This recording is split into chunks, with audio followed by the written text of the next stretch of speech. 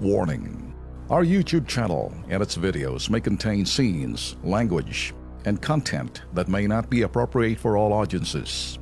These videos include surveillance footage, undercover pursuit of suspects, actual police and rescue operations, and fearless confrontations.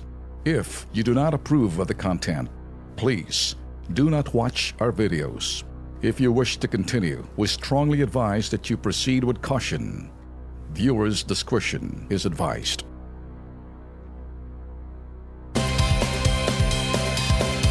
Sina Florencio Salang at si Juvie Cate, parehong aircon technician po yan sa Alcobar, Saudi Arabia.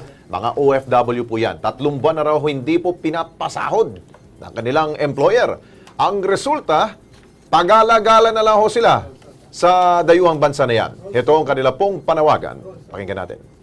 Nagtatrabaho din sa IMACO, Electromechanical Air Conditioning System. 3 buwan na po kami din sumasahod. Sana po matulungan niyo po kami. Gusto na po namin umuwi.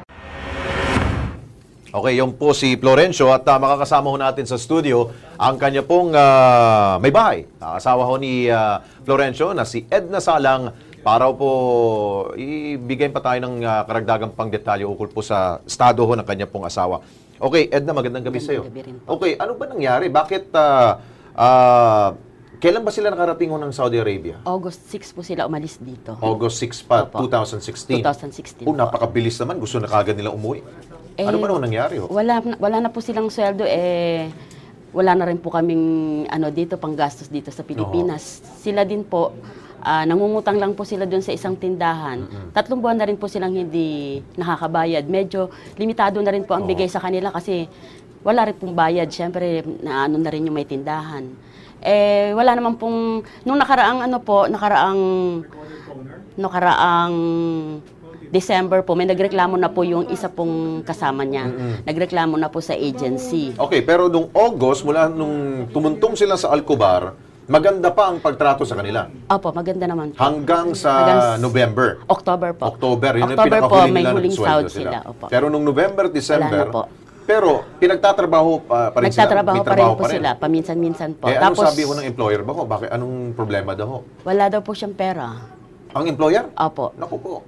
Kasi marami na, lahat naman po sila, marami po sila doon Lahat po sila, nag-ano na rin ng sweldo. Okay. Dahil lahat sila 3 months na hindi sumisweldo. Okay. Ngayon, ay ang gusto ho nila ay umuwi na lamang. Opo. Kung hindi naman po sila mapapasweldo, di umuwi na lang po para makahanap na lang po ng ibang trabaho. Kasi yung pamilya rin po, may nag-aaral din po. Tama nga naman. Mga ilan ba sila mga kasamahan ng asawa mo doon? Yung dalawa lang po silang bago kasi. Yung iba po kasi... Si Juvie Cate lang kasama niya. Sila po, sabay po silang umalis noong August 6. Yung iba po kasi doon, 8 years na at 10 years. Ayaw nilang umuwi kasi inaantay nila. Kung halimbawa man, inaantay nila yung benepisyo nila na 8 years, 10 years. Pero Edna, matanong ko lang, yung bang kanilang mga papeles, maganda naman nung umalis sila dito sa Pilipinas? Kompleto at wala namang problema? Kompleto naman po. Opo. Yun lang problema nila doon sa employer? Opo. Okay. Siguro, kausapin natin, nasa linya na ba? Ito, kanina ho nakausap po natin, yung pong agency na tumulong ho sa ating pong dalawang OFW. Ito po ang manager ho ng Incorporated Services Development. Walang iba kundi si Ferdy Dizon. Ferdy. Ang problem lang nila ay sinisihan ng sahod. Nasabi nga ni employer as per coordination namin sa kanila last week na inaayos niya na yung mga delays.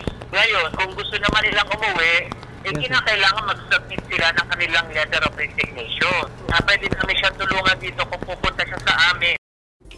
So ibig sabihin, naintindihan mo ba yung sabi ni Ferdy Dizon? Ibig sabihin, kung gusto nilang umuwi, sumulat sila para yung intention nila na gusto talaga nilang umuwi.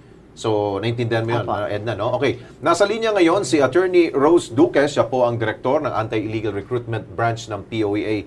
Attorney, magandang gabi ho. Si Alex Santos po to sa Kilos Pronto. Live po tayo sa PTV, ma'am. Ma'am Rose? Nawala si Attorney. Okay, siguro, I'm sure ang POEA at ang OWA ay madali naman lapitan.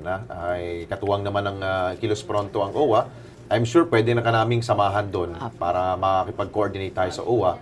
Para kung anytime, pwede ho natin sila mapauwi. Okay, nasa linya ulit si Attorney Rose Duques. Attorney Rose, magandang gabi ho. Opo. Nandito si Edna Salang, asawa ho siya ng OFW na gusto na umuwi. Ano pwede ho nating maitulong ho sa kanila ho? Siguro po ay mag-request tayo ng repatriation. We will direct po the agency. Hindi na napapasweldo ng kanilang employer. Yeah.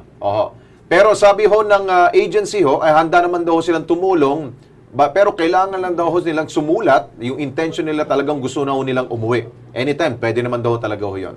Yes, tama po yun. Siguro po, mabuting magpunta sila sa atin sa POEA. Yun. Tutulungan po natin silang gumawa ng report for repatriation. Okay. Sige, attorney, sasamahan namin po si Edna with our Kilos Pronto team po. Thank you so much po, attorney. You're welcome, sir. Thank you po. Okay. Paano po kaya yung sweldo po nila, sir? Pwede na natin idulog rin doon sa POA. Sa POA Pati ang na rin agency. po. I'm sure sila kung kontakin nila yung agency. Ang mangyayari ho kasi dyan, Mrs., mamamagitan ho yung POEA, ipatatawag yung employer ninyo para maobliga rin lahat ho ng mga bagay pag-uusapan doon sa sweldo at saka doon sa panig ng employer, may-bring up ho ng yung agency. Makikialam na ho yung gobyerno natin. Kasi ang sabi po daw nung employer, pwede daw po silang pauwiin pero magbabayad pa po sila. Mas maganda ho, ang gobyerno na ho natin ang papasok dyan. Okay Kasi po. ibang bansa ho yan government, hindi ba? Mas makakasiguro ho kayo, tulad ng sinabi ko kanina sa POEA, ipatatawag yung inyong agency. So para lahat ho ng mga bagay na iba sa ibang bansa, ibang batas ho roon mauobliga rin ho sila sa pamamagitan ho ng anumang ito'y sa bansa sa Government to government. government. Okay, Edna.